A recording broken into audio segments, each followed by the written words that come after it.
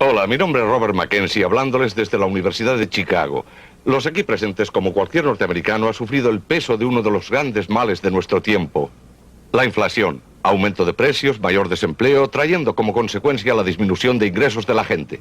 Ninguno de nosotros es ajeno a este problema. Milton Friedman lo ha estudiado por muchos años y está convencido que conoce la cura. Lo que veremos ahora.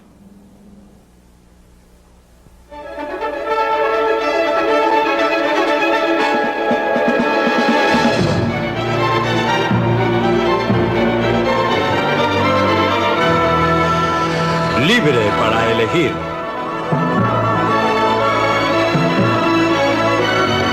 Una opinión personal de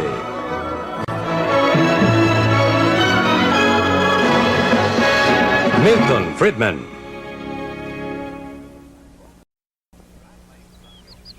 ¿Cómo curar la inflación?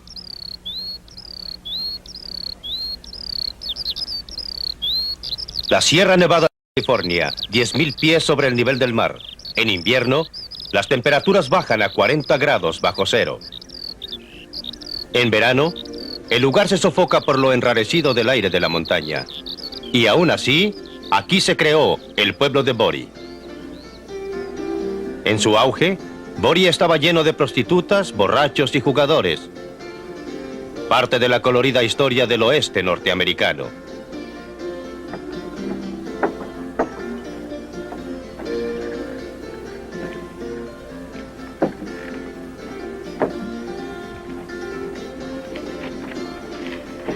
Hace un siglo, este era un pueblo de 10.000 habitantes. ¿Qué los trajo aquí? El oro. Si este fuera polvo de oro verdadero, la gente se lo estaría arrebatando.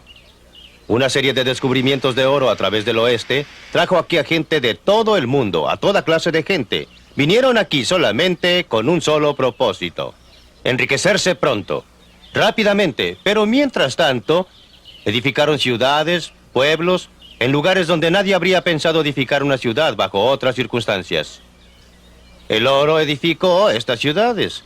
Y cuando el oro se agotó, las ciudades se derrumbaron, se convirtieron en ciudades fantasma. Mucha de la gente que vino aquí acabó en la misma forma que comenzó, quebrada e infeliz. Pero muchos se enriquecieron. Para ellos, el oro fue una riqueza efectiva. ¿Pero lo fue para el mundo en conjunto? La gente no podía comer el oro. No podía usar el oro, no podía vivir en casas hechas de oro. Como existía el oro, tenían que pagar un poco más de oro para comprar bienes y servicios. El precio de las cosas subió en términos de oro. Todo subió a un costo tremendo, sacrificando vidas.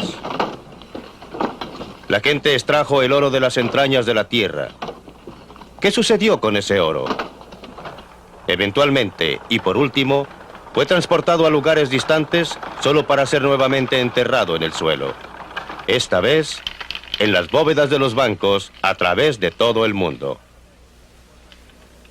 Casi no existe cosa que no haya sido usada en vez de dinero. Sal de roca en Etiopía.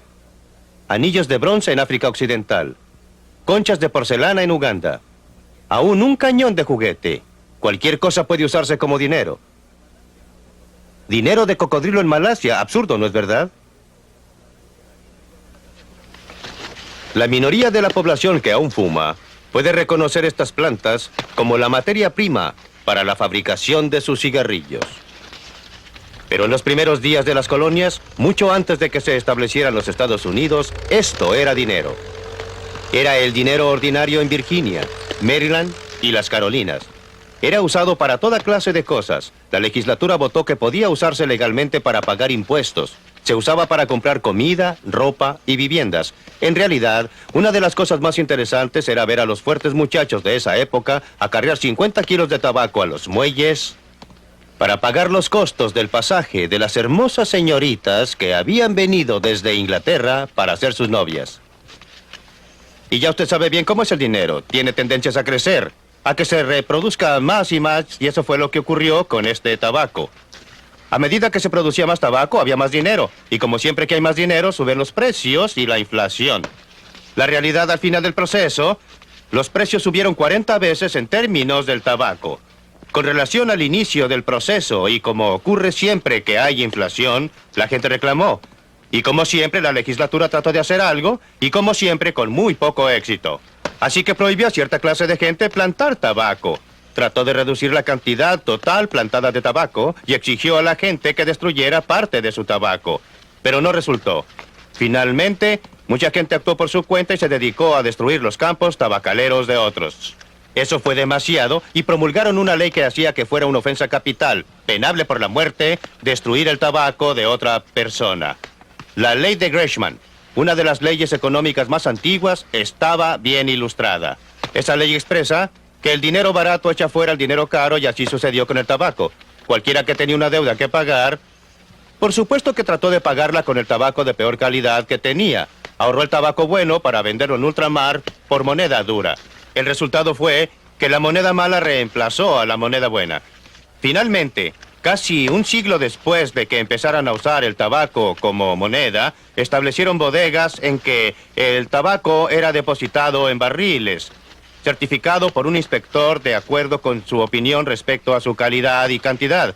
Y se emitían certificados que la gente se entregaba entre sí para pagar las cuentas que se acumulaban.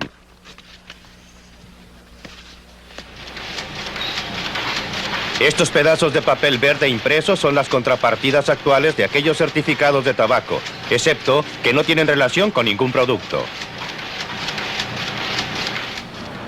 En este programa, quiero llevarlos a Gran Bretaña para que vean cómo la inflación debilita la estructura social. Luego a Tokio, donde los japoneses tuvieron el valor de curar la inflación. A Berlín, donde hay una lección que debemos aprender de los alemanes occidentales sobre en qué forma las llamadas curas son a veces peores que la enfermedad.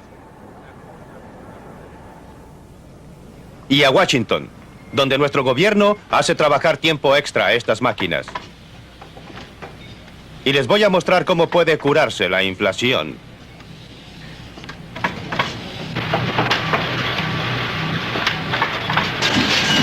La realidad es que la mayoría de la gente disfruta de las primeras etapas del proceso inflacionario. Gran Bretaña, en la vibrante década de 1960, había mucho dinero. Los negocios estaban activos, eran numerosos. Y los precios todavía no se habían disparado. Todos parecían felices al comienzo. Pero a principios de la década de 1970, mientras los buenos tiempos continuaban, los precios comenzaron a subir cada vez con mayor rapidez. Pronto, algunas de estas personas van a perder sus empleos. La fiesta estaba a punto de terminar.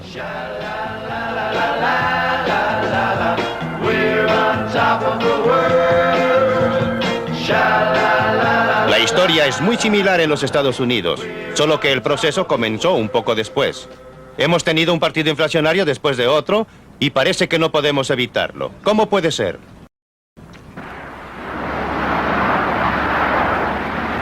Antes de cada elección les gustaría a nuestros representantes que pensáramos que vamos a obtener una rebaja de impuestos. Y son capaces de hacerlo. Pero al mismo tiempo subiendo nuestros impuestos con un poco de magia que tienen en su caja de herramientas. Esa magia es la inflación. Ellos reducen las tasas impositivas, pero los impuestos que tenemos que pagar suben porque automáticamente son empujados a escalas más altas por la inflación efectiva. Un truco hábil. Tributación sin representación. Mientras más trabajo, parece que más me quitan. Sé que si trabajo 1 o 2 días extra, lo que sacan solo en impuesto a la renta federal es casi el doble, porque aparentemente lo coloca usted en una escala superior de impuesto y le quita más. Robert Crawford vive con su esposa y sus 3 hijos en un suburbio de Pittsburgh. Son una familia norteamericana bastante típica. No azotes la puerta, Daphne. Muy bien. Muy ¿Qué bien. estás haciendo? Preparo tu platillo favorito. Fuimos a casa de los Crawford después que él había dedicado un par de días a preparar sus impuestos anuales a la renta, federales y estatales. Para nuestro beneficio, trató de calcular todos los otros impuestos que también había pagado. Al final no descubrió mucho que pueda sorprender a cualquier persona. La inflación está subiendo. Todo está más caro. No importa lo que usted haga. Tan pronto como usted sale de la casa, todo sube. Las cuentas de petróleo también suben. Las cuentas de electricidad, la gasolina. Mire, usted puede nombrar 1000 cosas que están subiendo. Casi todo está llegando hasta las nubes. Su comida. Bueno, mire usted, mi mujer va al almacén. Vivíamos con 60 o 50 dólares cada 2 semanas para nuestros alimentos básicos. Ahora es 80 o 90 dólares cada 2 semanas. Las cosas están más allá de nuestro alcance con relación a los gastos de la vida. Como le decía, cada mes se está poniendo más difícil y parece que cada vez va a estar peor. Y quién sabe dónde va a terminar. Al final resulta que he pagado cerca de $6,000 de mis ganancias en impuestos. Lo cual me deja con un total de $12,000 para vivir. Eso puede parecer mucho dinero, pero hace 5 o 6 años yo estaba ganando $12,000. ¿En qué forma la tributación sin representación afecta en realidad? ¿Cuánto le queda a la familia Crawford para gastar después que ha pagado sus impuestos a la renta? En 1972, Bob Crawford ganaba $12,000. Parte de este ingreso estaba exento de impuestos a la renta. Después de pagar el impuesto a la renta sobre el resto, le quedó esto para gastar. 6 años más tarde, estaba ganando $18,000 al año. En 1978, la cantidad exenta de impuestos era mayor. Pero ahora estaba en una escala tributaria superior y por eso sus impuestos subieron en un porcentaje mayor que su ingreso. Sin embargo, esos dólares no valían tanto. Aún sus salarios, sin considerar su renta después de impuestos, habían quedado atrás con respecto a la inflación. Su poder adquisitivo era menor que antes. Esto es la tributación sin representación en la práctica. Algunos de ustedes, hermanos, que están sentados aquí hoy, estaban con nosotros. Y me gustaría que meditaran acerca. Existen muchas víctimas propiciatorias tradicionales a las que se culpa por la inflación. ¿Cuántas veces han oído que los sindicatos tienen la culpa por pedir aumentos en los salarios? Los trabajadores, por supuesto, no están de acuerdo. Pero muchachos, esto no es cierto. Esto es un subterfugio, esto es un mito. Sus tasas de salario no están creando inflación. Y tiene razón. Los salarios mayores son más bien un resultado de la inflación que una causa de ella. Los economistas de este país. En realidad, la impresión de que los sindicatos causan la inflación se deriva parcialmente porque los salarios sindicales reaccionan lentamente con la inflación y luego existe presión para ponerse al día. Sobre una base de día a día, tratando de representar a nuestros propios miembros, lo que en realidad no es el caso. No solo no nos podemos poner al día, ni siquiera podemos mantener una tasa de salarios consecuente con el costo de la vida que ha subido en este país.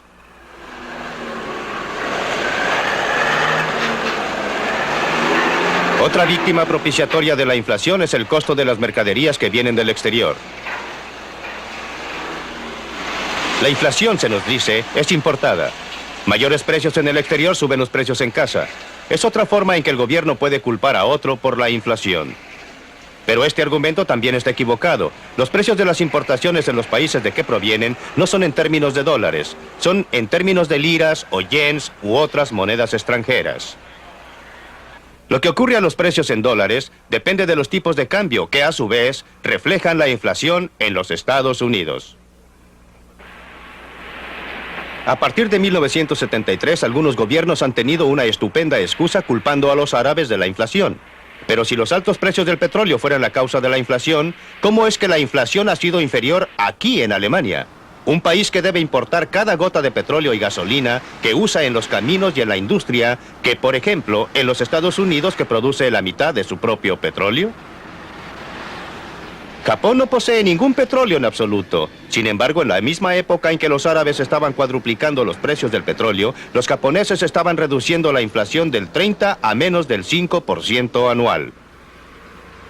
La falacia es confundir los precios en particular, como el precio del petróleo con los precios en general. En casa, el presidente Nixon lo comprendió diciendo: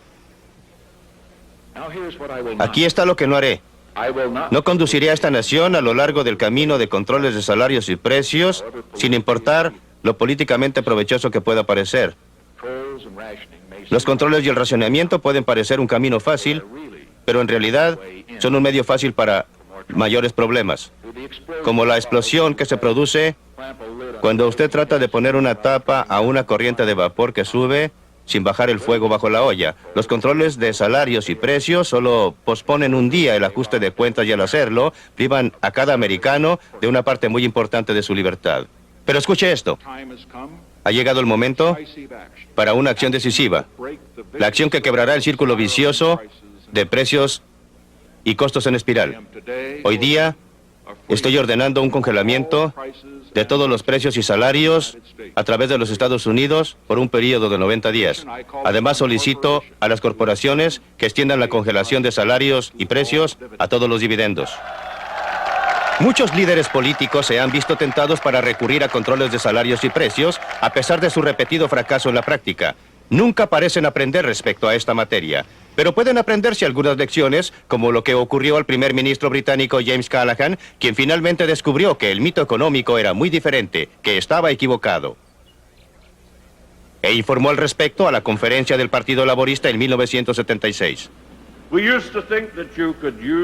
Pensábamos que se puede salir de una recesión gastando y aumentando el empleo, reduciendo los impuestos y aumentando los gastos gubernamentales. Les digo con todo candor que esa opción no existe. Solo funcionó en cada ocasión a partir de la guerra, inyectando una mayor dosis de inflación a la economía, seguida por un mayor nivel de desempleo como el siguiente paso. Esa es la historia de los últimos 20 años. Pero una cosa es decirlo. Un motivo por que la inflación hace tanto daño es porque afecta a grupos diferentes en diferente forma. Algunos se benefician y por supuesto lo atribuyen a su propia habilidad. Algunos sufren y por supuesto lo atribuyen a las malas acciones de otra gente y a todas las medidas que adopte el gobierno, especialmente controles de salarios y precios. Los recolectores de basura en Londres se sintieron justamente agraviados porque no se había permitido que sus salarios se mantuvieran de acuerdo con el costo de la vida. Iniciaron una huelga, afectando no a la gente que impuso los controles, sino a sus amigos y vecinos que tuvieron que vivir con montones crecientes de basura infestada de ratones. Los trabajadores de hospital se sentían justificadamente agraviados porque no se había permitido que sus salarios se mantuvieran de acuerdo con el costo de la vida. E hicieron la huelga, dañando no a la gente que impuso el control, pero a los pacientes cancerosos que fueron echados de los hospitales. Los trabajadores actuaron como un grupo en una forma en que jamás habrían actuado como individuos. Un grupo se opone a otro grupo y se rompe la trama social produciendo cicatrices que demorarán varias décadas en curarse. Y todo sin ningún sentido, pues los controles de salarios y precios, lejos de ser una cura de la inflación, solo consiguen que ésta empeore. En la historia de nuestros líderes políticos hay un ejemplo vívido de cómo la ruina económica puede agrandarse por esos controles. Y una demostración clásica de qué hacer cuando suceda. Alemania 1945, un país devastado, una nación derrotada en la guerra. El nuevo cuerpo gubernativo era la Comisión de Control Aliada, representando a los Estados Unidos, Gran Bretaña, Francia y la Unión Soviética. Impusieron controles estrictos sobre prácticamente cada aspecto de la vida, incluyendo salarios y precios. Junto con los efectos de la guerra, los resultados fueron trágicos. El orden económico básico del país comenzó a desmoronarse. El dinero perdió su valor y la gente volvió al trueque primitivo. Usaron cámaras, plumas de escribir, whisky o cigarrillos como dinero. Esto fue hace menos de 40 años.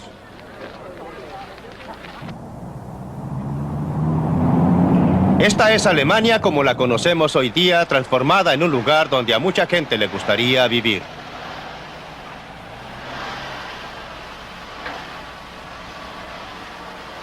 ¿Cómo lograron su recuperación milagrosa? ¿Qué sabían ellos que nosotros desconocemos? Una mañana temprano de domingo, era el 20 de junio de 1948, el ministro de Economía alemán, Ludwig Erhard, un economista profesional, simultáneamente introdujo una nueva moneda, el marco alemán de hoy día, y de un golpe eliminó casi todos los controles de precios y salarios. ¿Por qué lo hizo una mañana de domingo? No fue como usted puede suponer porque el mercado de valores estuviera cerrado ese día. Fue como le gustaba confesar, porque las oficinas de las autoridades de ocupación norteamericanas, británicas y francesas estaban cerradas ese día. Estaba seguro que si lo hubiera hecho cuando estuvieran abiertas, habrían revocado la orden. Operó como magia. En cosa de días, las tiendas alemanas estaban llenas de mercaderías y en unos cuantos meses la economía alemana estaba operando a pleno vapor. Los economistas no se sorprendieron con los resultados. Después de todo, para eso sirve un sistema de precios. Pero para el resto del mundo, pareció como un milagro económico que un país derrotado y devastado pudiera, en solo poco más de una década, convertirse en la economía más fuerte del continente europeo.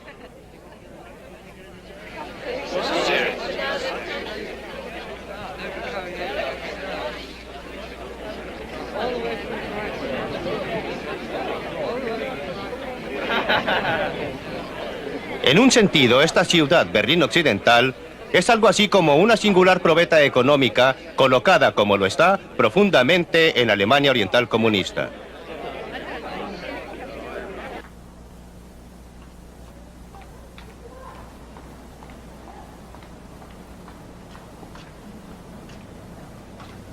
Dos sistemas económicos fundamentalmente diferentes chocan aquí en Europa, el nuestro y el de ellos, separados por filosofías políticas, definiciones de libertad y una pared de acero y concreto.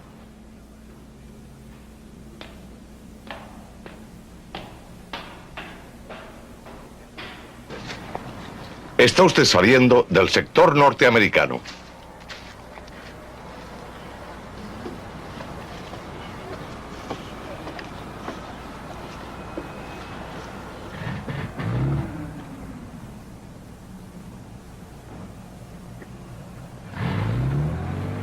Desviándonos de la inflación, la libertad económica no está sola.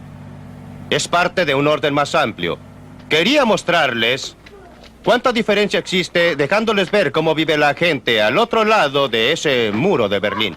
Pero las autoridades de Alemania Oriental no lo permiten. La gente que vive del otro lado tiene la misma cultura y tiene los mismos antepasados. Son la misma gente. Pero ustedes no necesitan que yo les diga cuán diferentemente viven. Hay una explicación muy simple. El sistema político de allá no puede tolerar la libertad económica. El sistema político de acá no puede existir sin ella. Pero la libertad política no puede conservarse a menos que se mantenga frenada a la inflación. Esa es la responsabilidad del gobierno, que tiene un monopolio en lugares como este. El motivo de que tengamos inflación en los Estados Unidos o en cualquier otra parte del mundo es porque estos pedazos de papel y las entradas contables correspondientes o sus contrapartidas en otras naciones están creciendo con mayor rapidez que la cantidad de bienes y servicios producidos. La verdad es que la inflación es creada en un lugar y solo en un lugar, aquí en Washington. Este es el único lugar donde existen prensas como esta que emiten estos pedazos de papel llamados dinero. Aquí reside el poder para determinar cuán rápidamente aumentará la cantidad de dinero en circulación.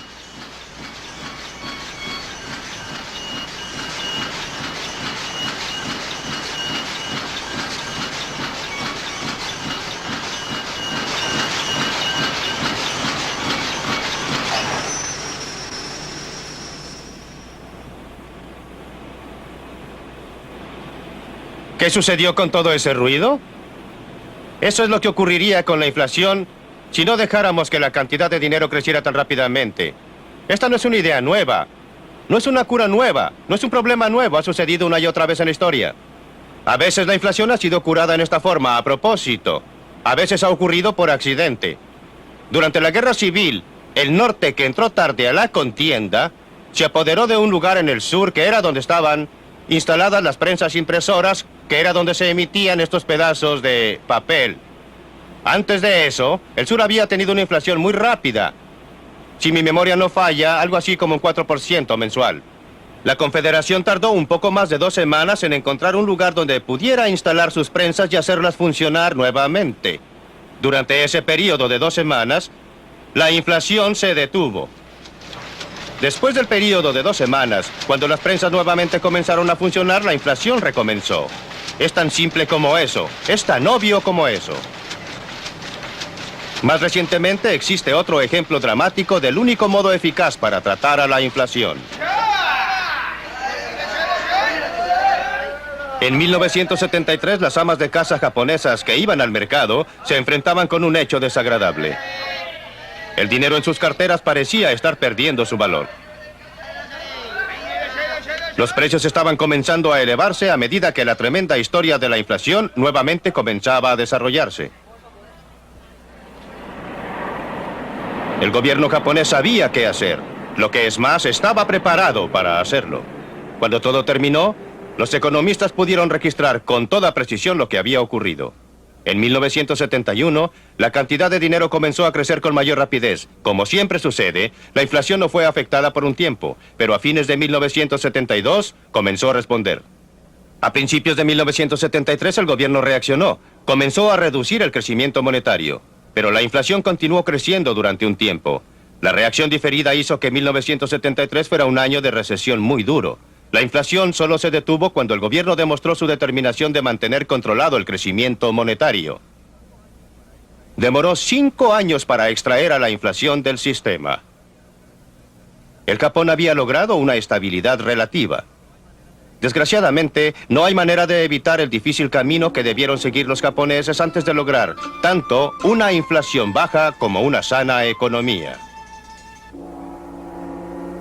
Primero tuvieron que vivir una recesión hasta que un lento crecimiento monetario tuvo su efecto diferido sobre la inflación. La inflación es igual al alcoholismo.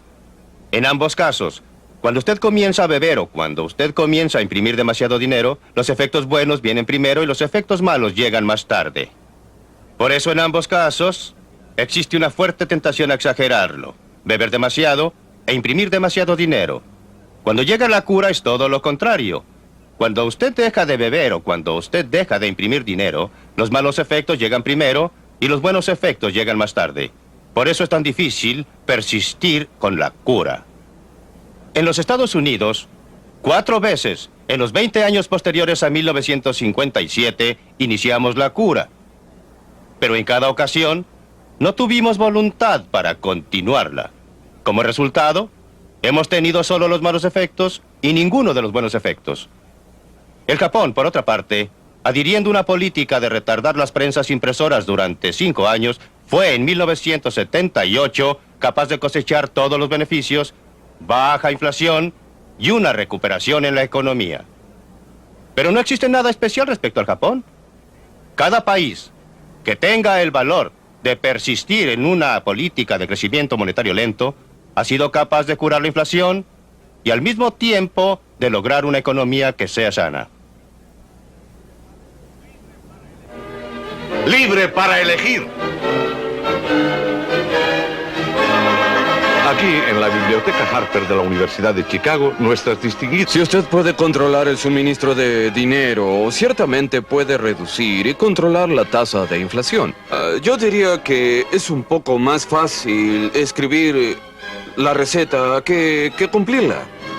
Creo que existen algunos otros medios de hacerlo y relacionaría el abastecimiento de dinero porque la inflación está relacionada con el dinero y los bienes y servicios que debe cubrir el dinero. Y si usted puede estimular los bienes en la producción de bienes y servicios, eso ayuda.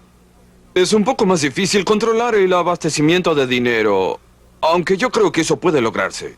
Sin decir que usted debe controlarlo porque tenemos el crecimiento de las tarjetas de crédito, que es una forma de dinero y que fue creada por el sistema de libre empresa. Como ve, no todo se imprime en Washington. Puede parecer demasiado a la defensiva. Creo que usted tiene razón al decir que la base de la inflación está en Washington, Milton. Señor Martin, nadie ha soportado más ataques que usted en 17 años como jefe del Banco de Reserva. ¿Podría comentarlo para luego seguir con el grupo? Querrá decir 19 años. No estaría aquí si no fuera por Milton Friedman porque él nos visitaba y nos aconsejaba de tiempo en tiempo. ¿Nunca siguió mis consejos? Les advierto que va a ser entrevista más adelante. Estoy bastante contento de no haber seguido sus consejos. Todo el tiempo. En sus 19 años como presidente del Banco de la Reserva Federal, Bill, El crecimiento promedio en el abastecimiento de dinero fue del 3,1% anual. La tasa de inflación fue del 2,2%.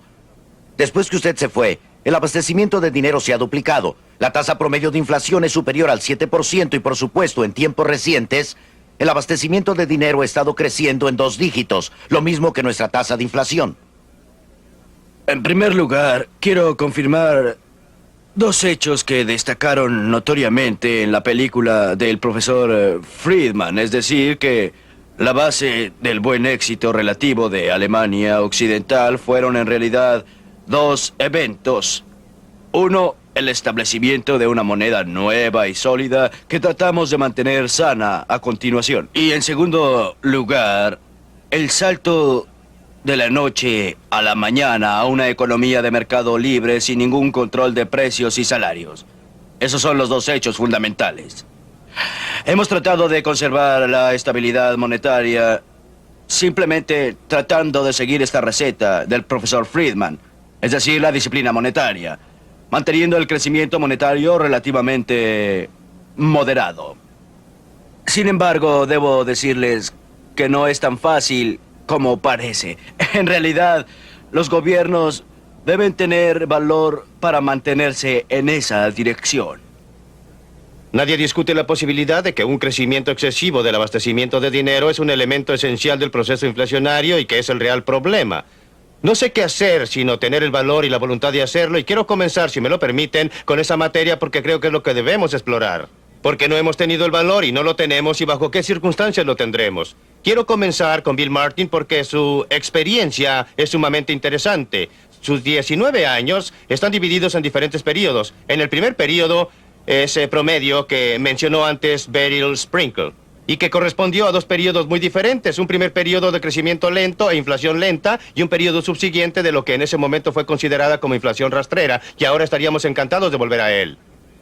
La gente no recuerda que en la época en que el señor Nixon introdujo controles de precios y salarios en 1971 para controlar una inflación atroz, la tasa de inflación era solo de un 4,5% anual. Hoy lo consideraríamos un gran logro, pero la última parte del periodo en que usted fue presidente fue un periodo en que la tasa de inflación comenzó a crecer y la tasa del crecimiento del dinero también estaba creciendo. Pues bien, refiriéndome a su periodo, usted fue elocuente en sus declaraciones al público, a la prensa y a todos sobre los males de la inflación y sobre la determinación del Banco de la Reserva Federal de no ser el arquitecto de la inflación.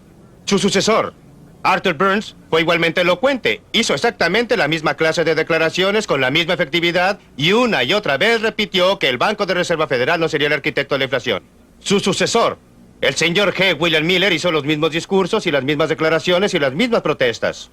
Su sucesor, Paul Volcker, está haciendo las mismas declaraciones. Ahora yo le pregunto, ¿por qué ha existido una diferencia tan notoria entre las excelentes declaraciones de todos los presidentes del Banco de la Reserva Federal? Por eso no me refiero a usted. Desgraciadamente para el país, usted tiene muchos acompañantes. ¿Por qué ha existido una diferencia tan grande entre los excelentes pronunciamientos por una parte y lo que yo considero una ejecución muy pobre de la otra? Porque la política monetaria no es el único elemento. La política fiscal es igualmente importante. ¿Usted le está echando la culpa a la tesorería, señor Martin? ¿Sí? ¿Al Congreso? Ya Sí, hablará claro el señor que sí, Brown, desde no se luego que preocupe. La relación de la política fiscal con la política monetaria es una de las cosas más importantes. Aclárenos, cuando usted dice política fiscal, ¿en qué la distingue de política monetaria? Tributación. Sí. Los ingresos crecientes. ¿Y los gastos? Y los gastos. ¿Y los sí. déficits? Los déficits, sí, exacto. Y creo que usted tiene que darse cuenta que cuando he hablado durante mucho tiempo de la independencia del Banco de la Reserva Federal, esa es independencia dentro del gobierno, no independencia respecto al gobierno. Y he trabajado consecuentemente con la tesorería para tratar de que el gobierno esté financiado. Ahora esto nos lleva de vuelta a los gastos. El gobierno dice que va a gastar una cierta suma y luego resulta que no gasta esa misma cantidad. Se duplica. El trabajo del Banco de Reserva Federal no es correr con los gastos del gobierno ni con los impuestos gubernamentales. El trabajo del banco es controlar el abastecimiento de dinero. Y francamente creo, y como usted sabe, siempre he creído que esas son disculpas y no razones para la ejecución de... Bien, en esto usted y yo estamos en desacuerdo porque creo que seríamos irresponsables si no tomáramos en cuenta las necesidades y lo que el gobierno está diciendo y haciendo. Creo que si actuáramos independientemente y responsablemente, lo digo porque estuve en la tesorería antes de llegar al banco. Sí, lo sé. De la Reserva Federal y conozco la otra cara del cuadro, creo que seríamos condenados. Con razón por el pueblo norteamericano y por el electorado. Cada banco central de este mundo, incluyendo el Banco Central de Alemania, incluyendo el sistema de Reserva Federal, tiene la capacidad técnica para hacer que el suministro de dinero cubra un periodo de 2 o 3 meses, no diariamente. Pero durante un periodo tiene la capacidad técnica de controlarlo. No puedo explicar la clase de impresión excesiva de dinero que ha ocurrido en términos de la incapacidad técnica del sistema de Reserva Federal, o del Banco Central de Alemania, o del Banco de Inglaterra, o de cualquier otro banco central del mundo.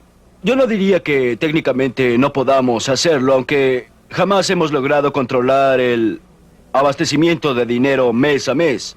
En esa forma, pero yo diría que técnicamente lo podemos controlar semestralmente, de un semestre al próximo, y eso sería suficiente. ¿Sería suficiente? Para controlar la inflación, Soy un científico económico y estoy tratando de observar fenómenos, y observo que cada presidente del Banco de la Reserva Federal dice una cosa y hace otra. No quiero decir él, sino el sistema. Sí, cuán diferente es la situación en Alemania. Hemos oído este problema de que los gobiernos se comprometen a gastar y el Banco de Reserva Federal en una forma u otra se adapta a ello. Ahora, ¿cuál es su posición en este problema? Somos muy independientes del gobierno con relación a él, pero por otra parte, somos sus consejeros también respecto a los déficits presupuestarios, y no se presentarían fácilmente al Parlamento con un déficit en su presupuesto que sea abiertamente criticado y desaprobado por el Banco Central. ¿Por qué? Porque existe una tradición en nuestro país que podemos criticar públicamente al gobierno a este respecto. Y en segundo lugar, y también ha ocurrido en nuestro caso, si el gobierno va más allá de lo que es tolerable considerando el equilibrio total, debemos dejar que se refleje en el mercado de capitales para poder decir que han hecho subir las tasas de interés, lo que ha producido críticas del público, y eso ha tenido algún efecto en su actitud. Creo que el doctor Eminger ha probado un punto muy importante. Porque no existe en absoluto una relación entre los déficits gubernamentales y lo que ocurre al abastecimiento de dinero. La presión sobre el Banco de Reserva Federal llega indirectamente porque los grandes déficits gubernamentales, si son financiados en el mercado de capitales en general, subirán las tasas de interés. Entonces tenemos a los Wright Partners en el Congreso y sus sucesores, presionando al Banco de Reserva Federal para que intervenga y financie el déficit imprimiendo dinero como una forma supuesta de mantener las tasas de interés. Antes de dirigirme al señor Brown y preguntarle eso, quiero enfatizar un punto muy importante. El Banco de la Reserva, para tratar de mantener las tasas de interés, nos ha colocado en una posición en que tenemos las mayores tasas de interés en la historia. Es otro ejemplo de la diferencia entre las intenciones anunciadas de una política y sus resultados efectivos. Pero ahora quiero dirigirme a Clarence Brown y preguntarle, acosarlo y colocarlo en una silla caliente por un rato. Los gastos gubernamentales han estado subiendo rápidamente con la administración republicana o demócrata. Este no es un asunto de partidos, no importa. Los déficits gubernamentales han estado subiendo rápidamente con la administración republicana o la demócrata. ¿Por qué tenemos aquí nuevamente una diferencia entre los pronunciamientos y la ejecución? No existe ningún diputado ni ningún senador quien diga estoy a favor de la inflación. No existe ninguno que diga estoy a favor de grandes déficits. Todos dirán que quieren equilibrar el presupuesto y restringir los gastos, que quieren un gobierno económico. ¿Cómo explica la diferencia entre ejecución y charlas de parte del Congreso? Primero creo que debemos dejar establecido un punto. No estoy tanto con el gobierno como estoy contra él. Y como sabe, soy un miembro minoritario del Congreso. Quisiera decirle que personalmente esto no va dirigido a usted. Entiendo, por supuesto. Ahora déjeme decirle que, aunque los gobiernos, como usted ha mencionado, han sido gobiernos republicanos y demócratas, y han sido ambos responsables por los aumentos en los gastos. Y por lo menos en términos de sus recomendaciones, es el Congreso y solo el Congreso quien asigna los fondos y determina los impuestos. El presidente no tiene autoridad para hacerlo y por eso debemos hacer responsable de todo al Congreso. Yo creo que tenemos que aceptar que es más entretenido regalar cosas que retenerlas y por este motivo el Congreso responde A una petición general que dice: quiero que usted elimine el programa de todos, menos aquel en que estoy especialmente interesado. Ahorra dinero, pero mi esposa está a cargo de los orfelinatos, así es que tratemos de ayudar a los orfelinatos o lo que sea. Déjeme tratar de probar un punto, si puedo, respecto a lo que creo que es una nueva tendencia que se está produciendo en el Congreso. Y es que la inflación, como mal nacional, está comenzando a tener un impacto en la psicología política de muchos norteamericanos. Los alemanes, los japoneses y otros tuvieron esta terrible inflación posterior a la guerra. Y los alemanes la han sufrido 2 veces, después de la Primera y Segunda Guerra Mundial. Y es parte de su psicosis nacional, pero nosotros estamos afectados por la depresión. Toda nuestra estructura tributaria está basada en la depresión. La idea de la estructura tributaria en el pasado ha sido sacar el dinero debajo del colchón, donde se colocó después de que los bancos fallaron en este país y se perdieron los empleos, y sacarlo de la caja de lata enterrada en el jardín. Sacarlo de allí y ponerlo en circulación, moverlo, hacer que las cosas marchen, y una de las formas de hacerlo fue estimulando la inflación. Porque si lo guardan, el dinero se depreciará, y la otra forma fue quitárselo a la gente por los impuestos y dejar que el gobierno lo gaste. Pero existe una reacción contra esto. Y la gente está comenzando a decir: no estamos sufriendo tanto como sucedía con la depresión, ahora estamos sufriendo la inflación. Y nos gustaría que la controlara. Eso se puede hacer en otra forma y sin reducir radicalmente el suministro del dinero. Pero creo que el Comité Económico Conjunto ha recomendado que lo hagamos gradualmente. Pero la forma en que se puede hacer es reduciendo los impuestos y el impacto del gobierno, es decir, el peso del gobierno, y aumentando los ahorros privados, de modo que los ahorros privados financien parte de la deuda que usted tiene. No existe ningún modo de hacerlo sin reducir, en mi opinión, la tasa del crecimiento monetario y reconociendo los hechos aún cuando no debería ser así. Me pregunto si se puede reducir la tasa del crecimiento monetario a menos que el Congreso en realidad reduzca los gastos del gobierno como también los impuestos gubernamentales. Es que radica el problema, que cada vez que usamos la administración de acuerdo a la demanda, nos encontramos en una especie de situación de doncella de hierro. Nos inclinamos hacia aquí y uno de los clavos nos desgarra aquí. Nos torcemos para ese otro lado y un clavo nos engancha allá. Y cada recesión ha tenido mayores tasas básicas de desempleo que la anterior en los últimos años. Y cada inflación ha tenido una inflación mayor. Tenemos que quitarle esa gran tendencia que hay en la sociedad. Sería justo decir que una diferencia fundamental es que los alemanes tienen miedo de un regreso a la inflación. Después de haber sufrido la experiencia horrorosa, especialmente entre las guerras, hay tendencia a temer que la recesión se convierta en depresión. Creo que hay algo de verdad en eso, y en particular en Alemania. El gobierno tendría mucho que temer en sus perspectivas electorales si enfrentara un periodo de elección con una alta tasa de inflación.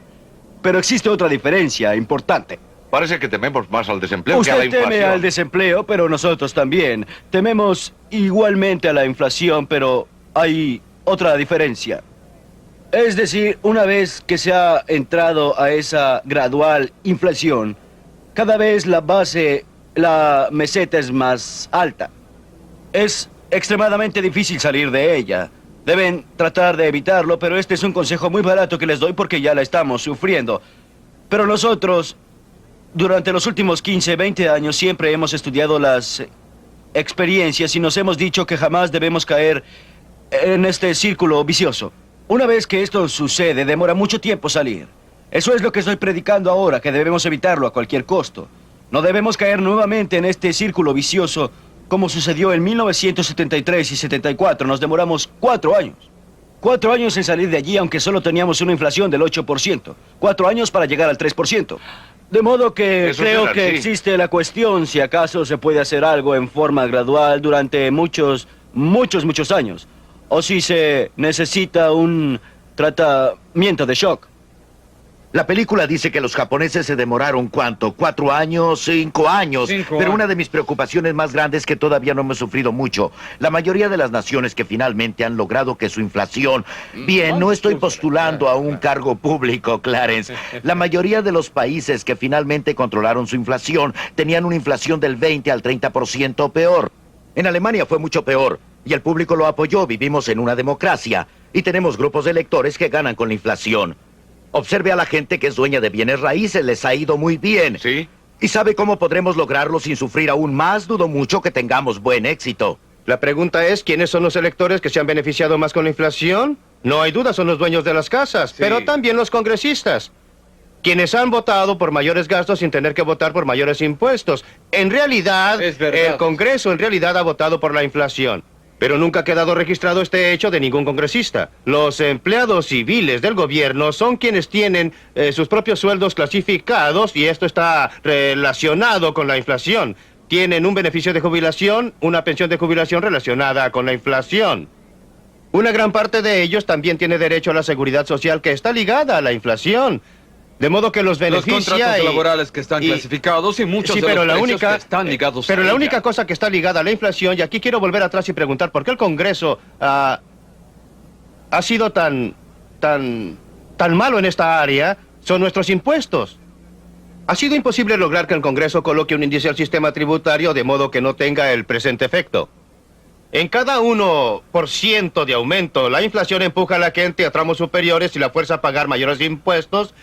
Sí, Como ya lo usted sabe, sé. estoy a favor de... Algunos países lo hacen, sí, por claro. supuesto. Canadá lo hace, coloca un Yo índice. fui a Canadá para un programa de seminario de fin de semana sobre poner índices y volví convertido en su adepto. Porque descubrí que la gente que está encantada con esto son los contribuyentes. Y Claro. porque a medida que sube la tasa de inflación, su nivel de impuestos se mantiene al mismo nivel o baja.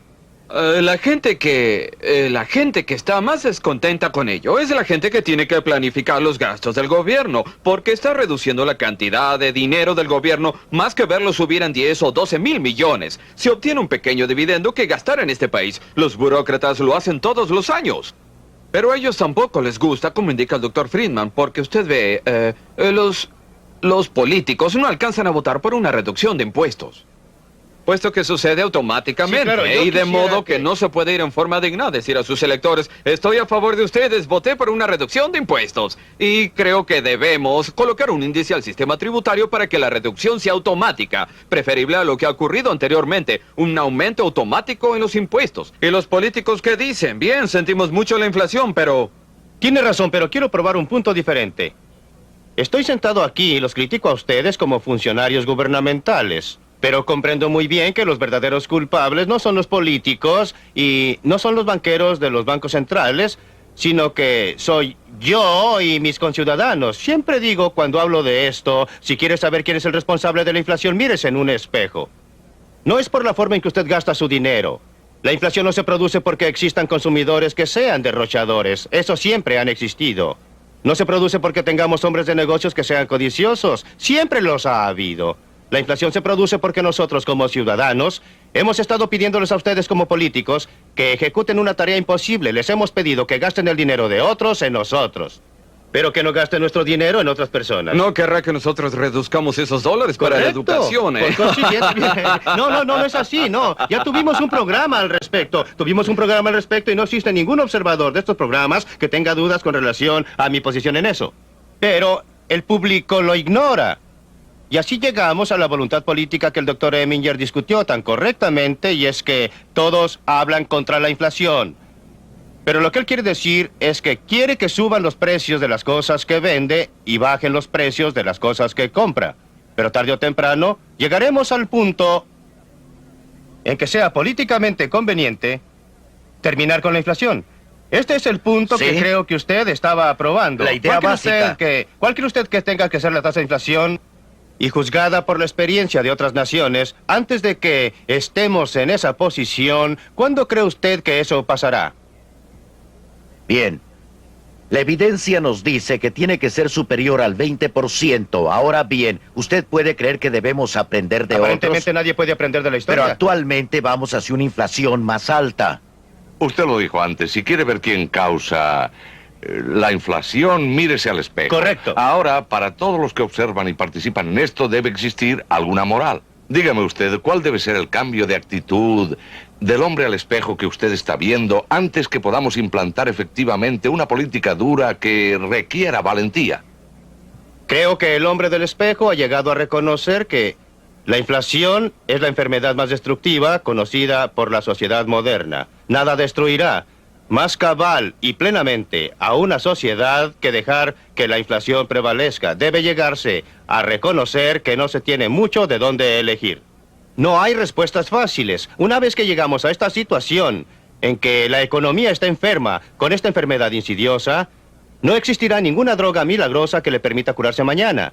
Las únicas alternativas son: debo sufrir un periodo durante 4 o 5 años de desempleo relativamente alto, crecimiento relativamente bajo, o trato de rechazarlo, sacando un poco más del pelo del perro que me mordió y evadirlo a costa de un desempleo aún mayor, como dijo Clarence Brown antes. La única alternativa que enfrenta este país es si tenemos un desempleo temporal por un periodo corto, como un efecto lateral de curar la inflación, o si entramos a un periodo de desempleo aún mayor más adelante y debemos repetirlo todo nuevamente. Esa es la única alternativa que tenemos, y cuando el público en general lo reconozca, elegirán personas para el Congreso y un presidente que estén comprometidos a menos gastos gubernamentales y a menor impresión de dinero de parte del gobierno. Hasta que esto ocurra, no curaremos la inflación. Doctor, déjeme diferir de usted en este sentido. Creo que es importante que durante el tiempo en que estamos tratando de eliminar la inflación de la economía, también demos al hombre de la calle, al hombre común, la oportunidad de tener un poco más de sus propios recursos para gastar. Y si usted puede reducir sus impuestos en ese momento y luego reduce al gobierno durante el proceso, le da su dinero para gastar en vez de entregar todo ese dinero al gobierno. Y si usted reduce sus impuestos para tratar de estimularlo a que ponga ese dinero en una cuenta de ahorros, puede estimular los ahorros adicionales en sentido privado para financiar la deuda que tiene que mantener. Y también puede alentar el estímulo del crecimiento de la sociedad, que es la inversión en mejoras del capital y de modernizar las industrias, y logrará que los Estados Unidos sean mucho más competitivos con los otros países y podamos tratar de hacerlo sin tanto desempleo penoso, tanto como podamos. ¿No cree que tiene mérito? Usted sabe que estoy totalmente a favor de reducir los gastos gubernamentales y estoy totalmente a favor de librarnos del reglamento gubernamental que reduce la productividad y altera la inversión, pero... Y si lo hacemos, podemos reducir en parte los impuestos. Debemos, pero usted está introduciendo algo que ha confundido al pueblo norteamericano, y es la confusión entre gastar e impuestos. El verdadero impuesto al pueblo norteamericano no es lo que usted llama impuestos, son los gastos totales. Si el Congreso gasta 50,000 millones de dólares más de lo que entra, si el gobierno gasta todo ese dinero, ¿quién cree usted que lo está pagando? Por supuesto. Los árabes no lo están pagando. Santa Claus no lo está pagando. Un hada no lo está pagando. Usted y yo, como contribuyentes, lo estamos pagando indirectamente a través de la tributación oculta. Su punto de vista. Y por eso el punto crucial es reducir los gastos totales del gobierno desde el punto de vista de la inflación, desde el punto de vista de la productividad. Algunas de las otras medidas de que usted estaba hablando son mucho más importantes. Pero si usted afirma que la inflación y los impuestos son parte integrantes de la misma cosa, y si usted reduce los gastos... No son parte integrante. Si usted reduce los gastos, le quita dinero en una u otra forma al ciudadano promedio para financiar el crecimiento del gobierno. Así si es. reduce el tamaño del gobierno, entonces puede reducir tanto su inflación como sus impuestos. Es verdad. Y si usted... Totalmente a favor. Muy bien. Todo pero lo que si estoy usted, diciendo es que no se engañe creyendo que existe algún modo menos doloroso de hacerlo, porque no existe. Otra forma es la productividad. Si usted aumenta la producción, el impacto de la inflación es menor, porque hay más bienes buscando... De acuerdo, pero hay que tener sentido de las proporciones. Desde el punto de vista de la renta del pueblo norteamericano, nada es más importante que aumentar la productividad, pero desde el punto de vista de la inflación, no es igual. Sería un milagro si pudiéramos aumentar nuestra productividad de 3 a 5% anualmente. Este Sí, reduciría la eso no inflación en un sucederá de la 2%. mañana a la noche, pero es parte de eliminar la inflación a largo plazo. Solo existe una forma de aliviar, en mi opinión, solo existe una forma de aliviar los dolores y curar la inflación. Y esa forma no está disponible. Consiste en hacer creer al público norteamericano que en realidad van a seguir la política que dicen que van a seguir. Desgraciadamente, no veo ningún modo de lograrlo. Ese es exactamente el punto que quiero ilustrar con nuestra propia experiencia. También tuvimos que eliminar la inflación y existió un periodo penoso de 1 año y medio. Pero después tuvimos una reducción continua en la tasa de inflación con un lento movimiento de alza en la economía a partir de 1975.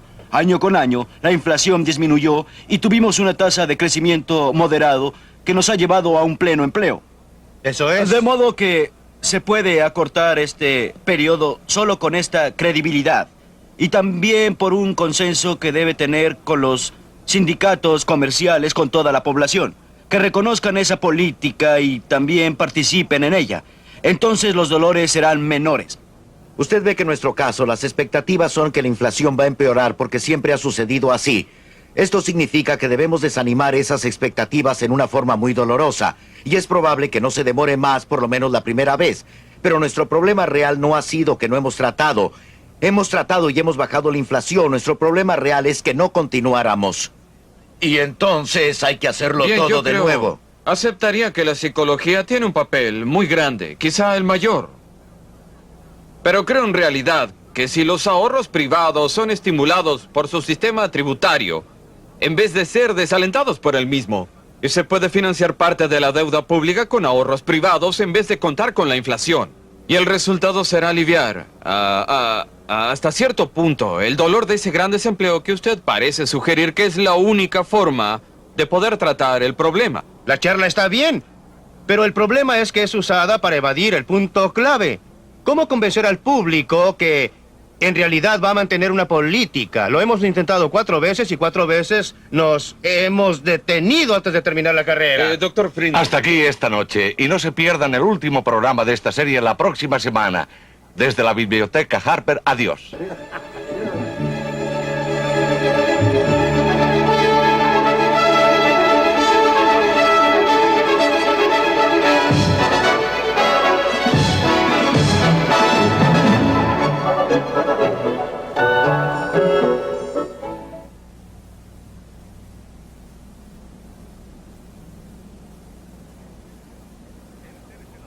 Entérese la próxima semana de cómo es usado el poder y se abusa de este, de cómo el poder concentrado afecta la vida de cada americano.